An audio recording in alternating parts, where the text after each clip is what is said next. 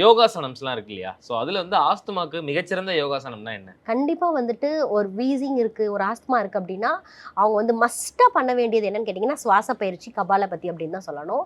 அதாவது வந்துட்டு ஒரு சுவாச பயிற்சி அப்படிங்கும்போது வந்துட்டு கரெக்டாக அவங்க வந்து ஒரு யூடியூப்பை பார்த்தே பண்ணலாம், இல்லாட்டி போனால் ஒரு யோகா ப்ராக்டிஷனர்கிட்ட போய் கற்றுக்கலாம். இந்த மாதிரி டெய்லி அவங்க வந்து இந்த சுவாச பயிற்சியை சிறு வயசுலேருந்தே பழகும்போது கண்டிப்பாக வந்து அவங்களோட லங்ஸ் வந்து நல்லா சுருங்கி விரிகிற பேட்டர்னை வந்து கரெக்டாக ஃபாலோ பண்ணி அவங்களோட காற்று பாதைகள் எல்லாமே தொற்று இல்லாமல் நல்லபடியாக இருக்கும். நோய் நாடி நோய் முதல் நாடி அது தணிக்கும் வாய்நாடி வாய்ப்பச்செயல்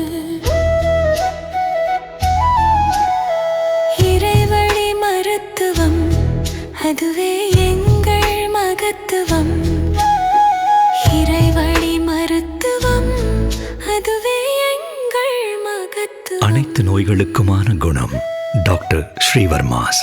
ஆரோக்கியமும் ஆன்மீகமும்.